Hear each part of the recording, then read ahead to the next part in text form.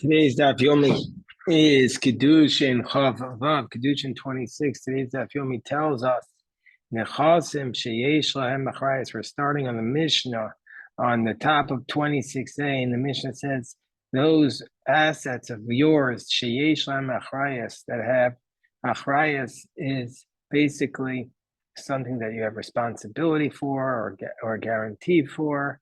And Rashi tells us right away what we're referring to is real estate, because everybody who borrows or who tries to press upon somebody for money, it's all real. It's all revolving around real property, because real property, real estate lasts forever. So nechasim sheyesh lahem achrayos. So this assets that have achrayos, i.e., real estate, how is that acquired? How do we do a formal transaction to seal the deal, so to speak, to make sure that it transfers possession from one person to another? It says the Mishnah, Niknim bekasef, b'shtar, v'chazaka. It's acquired with kasef, with money, with shtar, which is with a contract, uv'chazaka, and with a proprietary act. So that's how you acquire it. But she'ein lehem achrayos. By the way, before we go on, what's the proprietary act? We know what money is. We know what a contract is. So Rashi tells us what's the proprietary act. Rafak ba'porta. If you hold a little bit in the ground, Hodayesh amitzri. This is a very controversial position of Rashi. That you walk along the borders. How is walking along the border a proprietary act? But that's what Rashi says. Oh no. Or you close the door, or parat, so you make a breach, kolshu. These are proprietary acts which demonstrate that the property is yours. She'ein lehem achrayos, but if it's movable objects, it's not real estate. A niknin ela b'mishicha. They're acquired with mishicha, by pulling the object towards you. Nechasim she'ein lehem achrayos, but now we have another halacha. Let's say you have these assets that are not real estate, they're movable assets. Niknim im nechasim sheyesh lehem achrayos. You can acquire them by acquiring real estate at the same time. B'kasef, b'shtar, u'b'chazaka. With money, with contract, or with this proprietary act. So if you acquire the real estate, then at the same time, you can acquire the movables. V'zokikin es hanechasim sheyesh lehem achrayos lishava aleim. And you can force these assets. You can force these assets which have no guarantee, these assets that have no guarantee on them, these these movable assets can force an oath upon on the real estate assets. Meaning to say, you're allowed to force an oath. You're allowed to make somebody take an oath about the movables, and in doing so, you can also make them take an oath about the real estate. Again, we'll look at Rashi. Nechasam alalu, these assets, she'ein lehem achrayos, that are not real estate, the movable assets, the Kamari Tana as a Nechasim Sheyesh, and that the Tana is listing. Afagav the Ein Nishban ala Karkas Levadan, even though there's a separate halacha that we do not take an oath about real estate by itself, as we're going to learn out in Shavuos, Be'ezras Hashem Yisparach. We'll get to Masechah Shavuos. But Heichi Detanu Kalim v'Karkos v'Nischayev Lishava. But where you made a claim for both utensils and real estate, and we say that the person is obligated to make an oath for the movables, zokikin metaltalin is karkos. The metaltalin forces the real estate to also take an oath, and so therefore he's going to have to take an oath on both. So therefore, that's what Rashi says. So now we go back to the Gemara b'kasef minolan. How do we know you have to take that you can use kasef to acquire real estate? How do you know you can use money? Amar Chizki, Amar Kra, it says in the verse in Jeremiah, Sados b'kasef yiknu. You use the field to acquire the money. Ve'ema ad ikashtar. I might have thought, well, you need a contract to acquire the field. I might have thought it's not enough. Maybe you need a contract as well, because it says because the sefer v'chasom. It says in that same verse in Jeremiah, it says in the pasuk, sados b'kasef yiknu v'kasof b'sefer v'chasom. So you need both. So the Gemara says no. If it would say yiknu l'besof, if it would say the word yiknu at the end, kidika amris, that would be like you said. But hashadachsev yiknu meikara. But now that it said Yiknu from the initial outset, I know from here, Kasef Kani Shtar Raya Ba'amo. Since it says Kasef Iknu in the Pasuk before the contract, therefore I know that the Kasef is what's acquiring it, and the Shtar is just a proof. The Tosfos asks us the following question. Tosfos asks, well, why don't we just cite the Pasuk from the beginning of Kiddushin that we cited from Genesis, where it says, how do we know a man can betroth a woman with money? It says, Kicho Kicho Mistei Ephron. We see that Abram bought the field from Ephron with money. So why don't we just cite that pasuk? So Tosfos gives the answer. Mishum de Dilma Hani Mili Minachri Shekol Kinyano Bekasef. Maybe Abram was only able to buy it from Ephron with money because Ephron was not Jewish, and money works with it for a non-Jew. Remember, I don't know if I said to everybody that when we were talking about how we acquired the donkey, we were trying to get the donkey to move off of the non-Jew's property, but it didn't work. Donkey wasn't moving when we acquired a donkey to make the mitzvah Petach Hamor. So that's when we called the head of the Bezdin in Lakewood, and he said, "Oh, you could just give money. Just give the non-Jew money, and that will work." And it was a non-Jewish woman. We gave her money, and we acquired the donkey that way. So Rav taught, when do we say that money works? That's only in a place where you don't actually where you don't actually write a contract. But if it's a place where you write a contract, then money does not work as a method of acquisition because you need the contract, and the person is not going to view himself. The purchaser is not going to view himself as having bought it until he's holding a contract. And his main idea was to acquire it through a contract. That's where his that's where his mindset is. Be parish. But if you specify, of course, you can make any clause you want. Like Rav Idi Bar Abin, Kizabin, Aaron, when he bought the land, he would make a conditional clause. He said, I can make the deal valid with the money, or I can make it valid with the contract. He says, if I want, I can acquire with the money, so that the seller can't recant once I give him the money. If you want, I could say I'm buying it with the contract, that if I want to go back, I can recant on the deal until I get a contract. And he could also acquire the property with a contract. Minoan. What's our source for this? It says by Jeremiah that he says you write it in a book and you sign it. And then the witnesses sign it. But didn't you just say, we just said this above? That's not a proof of the trend. That's not a trend. That's not a formalizing of the transaction. That's just a proof. So the Gemara says, so it's from a different source. It says in Jeremiah, as Sefer HaMiknah, that Jeremiah says, I took the deed of acquisition. Jeremiah, earlier in that same chapter. So Amar Shmuel, when do we say a contract works to formalize the transfer, that it's a valid kinyan? Only by a contract of a gift, but by a sale, then lo kana ad sheyitain damim. Then we're going to say it doesn't work until he gives them money. And Rashi says, because here the seller is not going to really have the mindset to transfer it until he receives the money. And even though, so that's what he's going to, the seller will say, I'm not really giving it to you unless I got the money. So the Gemara says, so Ma'asev Rav Hamnuna. So by a gift, you could just use the contract, says Shmuel. By a sale, you need also money. So Rav Hamnuna challenges this. It says Bishtar Ketzad, because we said in the Brisa, how do you use a contract? Kasavo Anir Acharas Avapi Shein Bahem Shavapruta Sadai Machorah Sadai Nesuna Charezu Machorah Nesuna. So it says in the Brisa that if he writes on a piece of paper or pottery, even though they're not worth anything, and he says, my field is sold to you, my field is given to you, that's valid. So we see from here that even by a sale, it's going to be sufficient to just write it on a contract.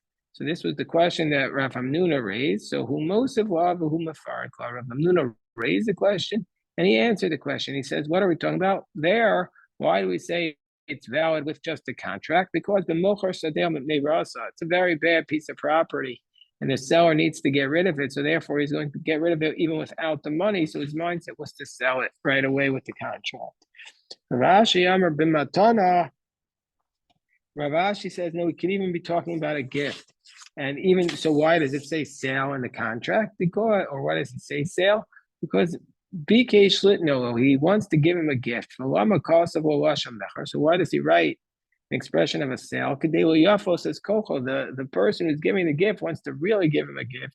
And he wants to give him extra strength into the power, the legal power of the gift, so much so that if some reason somebody comes and claims that property, the person who gave the gift to could come back to the gifter and ask him and demand other assets in return. So to show it was a sale, not a gift, to give him more strength.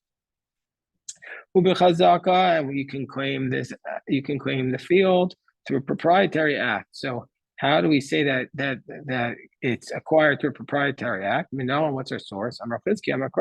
It says in Jeremiah about Gedaliahu ben Achikam.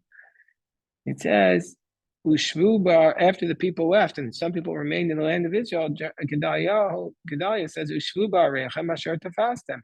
Stay in the cities that you seized. Bamet tafastem, how have you acquired the cities? Be yeshiva, by staying in the city. The Bei Rabbi Shmuel Tana of the Yerashtim Osavi Yashaftem Ba. It says, Devarim, that you'll conquer the land of Israel and you'll dwell in it. Bameh Yerashtim, how do you conquer it? Be yeshiva, by dwelling in it. And we said last night when we did the daf that Bameh Yerashtim, how do you have a chazakah? How do you acquire something in life? Through yeshiva, through sitting and studying Torah. That's how you acquire something. Bameh tafastim, be yeshiva. That's how we acquire. That's why we acquire the ultimate chazakah, the ultimate olam haba, is through sitting and studying Torah. Back to the Gemara, if it's movables, they nickname el b'mashicha. They're only acquired through mashicha. No, what's our source for this idea? Gemara says it's based upon the fact that it says that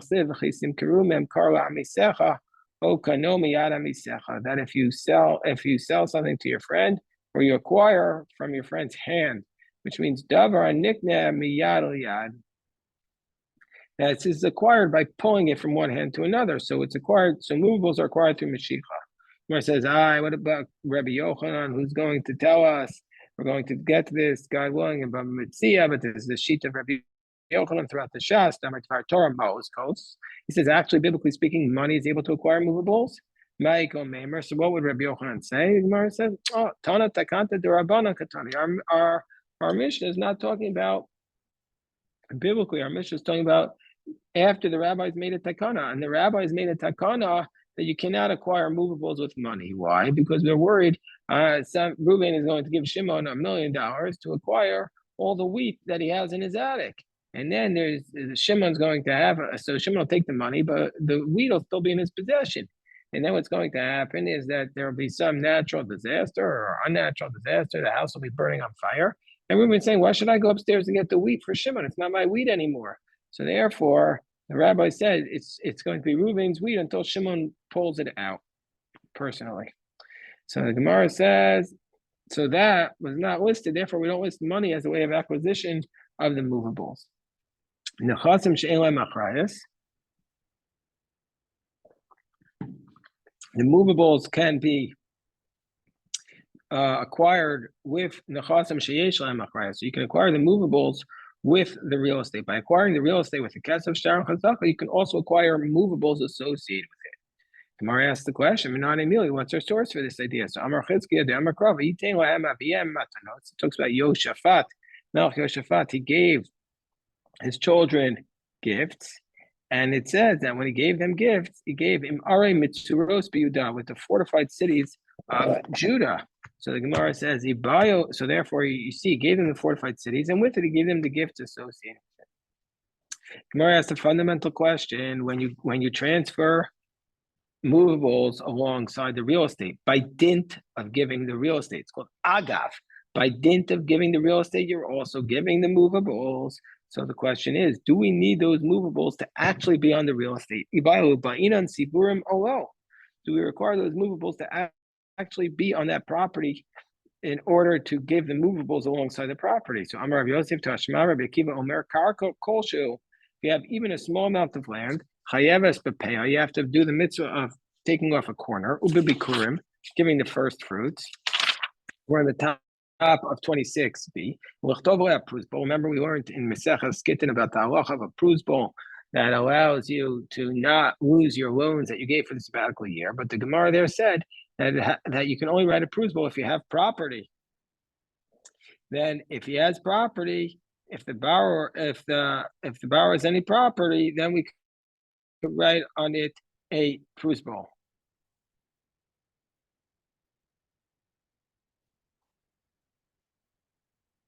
Because that's how he'll institute it.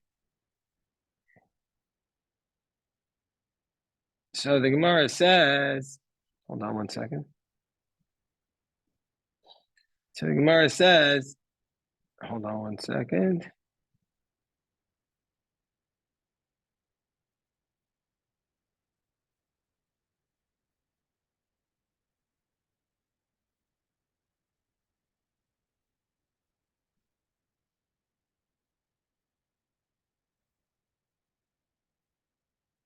Okay, and the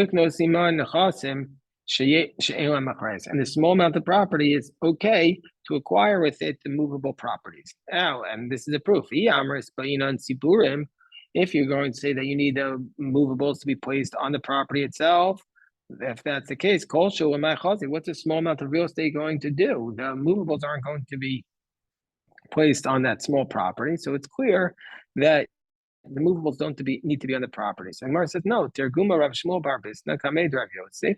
So Kigon Shenatz Bamecha. No, it's possible that you'll be selling a needle and moving the needle alongside the real estate, and that would work. So Amalei Rav Yosef Kabastan. He says, you distressed me. The Tana went to such great lengths to tell us how you sell a needle. Do you think he's going to go to such a degree, such a small, insignificant item? So therefore, the Gemara says, Amar Ravashi, Man Leimalon. No, it's possible to lo toa ba marganita. No, maybe on this needle he put a pearl, the shavya alfe zuze. So even though the needle is small, but you want to know what you can acquire something on the needle, which is a pearl, which is worth $1,000. And so therefore he wants to tell us how you acquire the needle, because maybe you could say as a result of a needle, you can acquire something worth a lot of money. So the Gemara says, so again, we're trying to prove this question, whether or not you could acquire when you acquire the movables with the real estate, the movables have to be on that real estate specifically. There was a story about a man who came from Meduni. Some Gersos have they Rome. Shaya Birushalayim, that he was in Jerusalem. He had a lot of assets. Bikesh and he wanted to give these assets. There was a man in Jerusalem that he had a lot of money and a lot of movables, and he wanted to give them as a gift. They said to him, well, you want to give away all these movables? The only solution to do it is you have to put them, you have to transfer them through real estate. Agav, like we said, by dint. So what did this man do? He took a base seller. Rashi says the assumption at this point is a very small piece of land the size of a coin, next to Jerusalem, and he said, Tzafoni Zelaponi, the northern part of this property goes to this person. With 100 sheep and 100 barrel. And then he died. And they upheld his gift. If you say that the assets need to be on the property that you're selling, base seller, what are you going to do with a base seller? You're going to put 100 sheep on a small property the size of a coin? So Gemara says, no, misaver space seller seller. You think that we're talking about a property the size of a coin? My seller, what's a seller? The nafish tuva. What's a seller? A seller it's a very big piece of property. So in my Carlos seller, why are we calling it a seller? The kashika seller. It's very hard like a rock. So he bought a piece of property that's very big, but it was rocky. Again, the Gemara is still not answering our question. So the Gemara goes on. Tashma, the Amar. Again, we want to know if the movable assets need to be on the property that you're selling in order to transfer the movables with the real estate. So Gemara tries again. Tashma da Amar Rav Yehuda, Marav Ma'is about the Echad Shechal Yerushalayim. There's a man who got sick in Jerusalem, and now we could say what's this? The parentheses. Either we could say Rabbi Eliezer, Amri. Either we could say it's like Rabbi Eliezer, who says that even if you're sick, even if you're a shchiv marah, you need to go through a formal kinyan. But Amri, and some say Bari was healthy. It's like the Rabbanan, and so therefore, if you have been sick, the Rabbanan, so you don't need a formal kinyan because the shchiv marah, the words of the shchiv marah are like a kinyan itself. We could be dealing with a healthy person, according to Rabbanan, who needs to make, he wants to transfer something, needs a kinyan. He had a lot of assets. He wants to give them away as a gift. They said to him, you have no solution. You have to do it. You have to, if you want to give away these assets, do it with real estate. So what did the guy do? He bought a field. Basically, Rashi says this is a place where you can sow a rova kav, a quarter kav, according to a certain calculation. Okay, so he bought a field to transfer the assets along with it. And he said as follows: this a handbreadth by a handbreadth goes to this person. The imo meyatzon umeyachavios, and with him 100 sheep. With that piece of land is going 100 sheep and 100 barrels. And he died. And the rabbis upheld his words. And if you're going to say you need it to be piled up on that land itself, well, he's not going to be able to put it on. He's not going to put 100 barrels and 100 sheep on one small handbreadth of field. So therefore, this is proof it doesn't need to be piled on. So the Gemara says, no. What are we talking about with May? He's saying, I'm giving you the money for 100 sheep and 100 barrels, and I'm putting the money on that piece of property. Gemara says, "Hachinami mistaber." This is logical. These sakadai of meyatzon and meyachavios. Mamish, if you want to say it's actually 100 sheep and 100 barrels, nikninu nile bechalipin. He should have been able to acquire it just by doing chalipin, just giving him like a handkerchief, and so that's how he could have just transferred it to him. He could have acquired this by doing what's called the kinyan chalipin, which always works. And the kinyan chalipin is where you just take like a small object and you exchange it to the person, and that's how you acquire this thing. So therefore, the person who's purchasing it could have just given him a symbolic item. He could have just given him. He could have basically. The one who was getting it as a gift could have given a small object to the person who was giving it, and then he could have just dragged it to him. And that was called chalipin, that in exchange for this small item, this person is acquiring all the assets. And if he would have done that, he wouldn't have needed to give him any real estate. And so therefore, but according to the assumption that we're talking about money, that explains why he didn't do chalipin, because we have a concept that that you cannot acquire money with chalipin, and that's why you had to put it on the real estate. So the Gemara says, "Elamai." So what you're talking about here is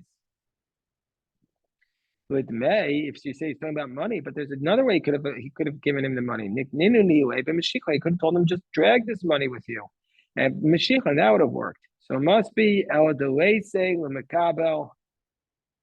Ela delay say. So it must be delay say lemekabel matana, because the one who was receiving the gift wasn't there, and therefore he couldn't grab it and draw it to him. And Hachinami also saying that the reason why he didn't give him chalipin is delay say lemekabel matana, because he wasn't there.